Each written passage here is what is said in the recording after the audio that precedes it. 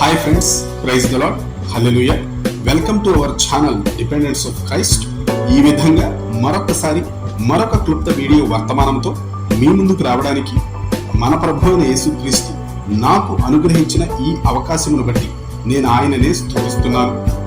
ఈరోజు మన ప్రభు ప్రేరేపణను బట్టి ధ్యానించడానికి ఎన్నుకున్నటువంటి వాక్య భాగం దినవృత్తాంతములు 2వ గ్రంథము 25వ అధ్యాయము 15వ వచనము. అందుకొరకు యెహోవా కోపము అమజ్యా మీద రగులుకొనెను. ఆయన అతని యొద్దకు ప్రవక్తను ఒకని పంపగా, అతడు, నీ చేతిలో నుండి తమ జనులను విడిపింప శక్తి లేని దేవతల యొద్ద నీవెందుకు విచారణ చేయదు అని అమజ్యాతో అనెను. ప్రియ దేవుని బిడ్డలారా, ఈనాడు జనులు ఏది నిజమో విచారించి తెలుసుకోకుండా వారు వీరు చెప్పే చెప్పుడు మాటలు విని అనేకమైన నిర్ణయాలు తీసుకుంటున్నారు. నిజాన్ని నమ్మడానికి గాని, నిజాన్ని నిజమని పరిశోధించి తెలుసుకోవడానికి గాని ఆసక్తి లేని వారుగా అనేక మంది బ్రతుకుతున్నారు. క్రైస్తవులముగా బాహ్య ప్రపంచము చేత గుర్తింపబడుతున్న మనము నిజ దేవుడిని ఆరాధించే వారముగా, మనకు తెలిసిన వారి చేత పరిగణింపబడుతున్న మనము ఏ అవసరం వచ్చినా నిజ దేవునినే ఆశ్రయించే వారముగా జీవించాలి.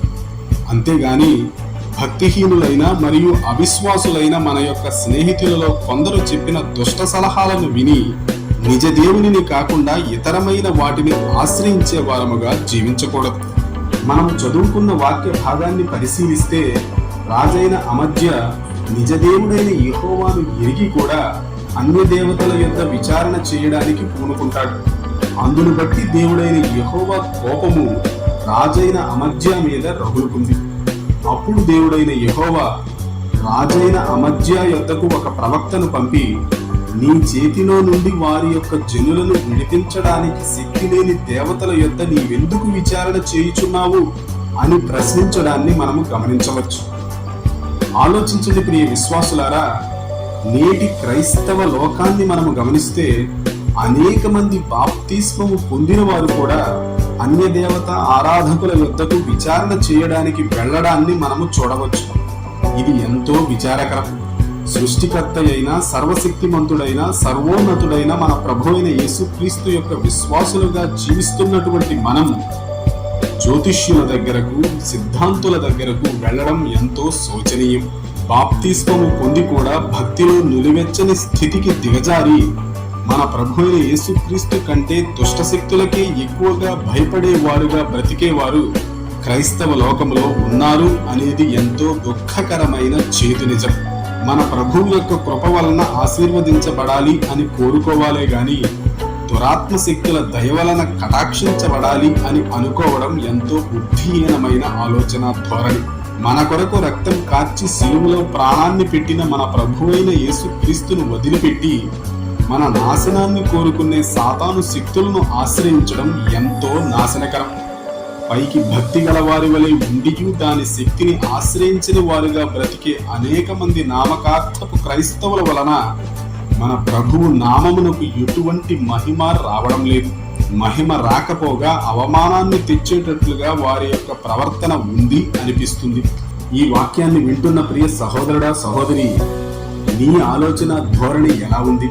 వేషధారునిగా గాని, నామకార్థపు క్రైస్తవునిగా గాని జీవిస్తున్నావా? మన ప్రభువు ఎడల నిజమైన భక్తి శ్రద్ధలు నిలుపకుండా దురాత్మ శక్తులను ఆశ్రయించి వాటి వలన మేలు పొందడానికి ప్రయత్నిస్తున్నావా? మన ప్రభువు యొక్క విచారణ చేయకుండా లోక సంబంధులైన మనుషుల యొక్క మాటలు విని అన్య దేవతల దగ్గరకు, వాటిని ఆరాధించే వారి దగ్గరకు వెళుతున్నావా? ఒక్కసారి ఆలోచించుకో. ఇప్పుడు చెప్పిన అలవాట్లలో ఏదైనా నీకు ఉంటే వెంటనే దానిని విడిచిపెట్టి పశ్చాత్తాపపడు. మన ప్రభువైన యేసుక్రీస్తును ఆరాధించడం ద్వారా ఆయన యొద్ద నుండి వచ్చే లాభాన్ని, మరియు దుష్ట శక్తులను ఆశ్రయించడం ద్వారా వాటి యొద్ద నుండి వచ్చే లాభాన్ని, రెండింటినీ పొందుకోవాలని ఆశించే వారు రెండింటిలో దేనిని కూడా పొందుకోలేని దుర్భరమైన స్థితికి దిగజారుతున్నారన్న విషయాన్ని వారు గ్రహించడం లేదు. అటువంటి వారి గుంపులో ఈ వీడియోను చూస్తున్న వారిలో ఎవ్వరూ ఉండకూడదని నేను మనస్ఫూర్తిగా కోరుకుంటున్నాను. ప్రియ దేవుని బిడ్డలారా, మీరందరూ నిజ దేవుడైన మన ప్రభువైన యేసుక్రీస్తు మీద మాత్రమే ఆధారపడండి.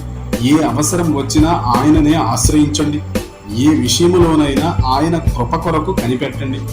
ఆయన యందు ఎల్లప్పుడూ విశ్వాసము కలిగిన వారై ఆయనను మెప్పించేవారుగాను ఆయనను మహిమపరిచేవారుగాను జీవిస్తూ ఆయన చేత అత్యధికముగా ఆశీర్వదించబడండి. ఆ విధంగా జీవించడానికి మన ప్రభువైన యేసుక్రీస్తు ఈ వీడియోను చూస్తున్న వారందరికీ సహాయము చేయునుగాక. ఆమేన్.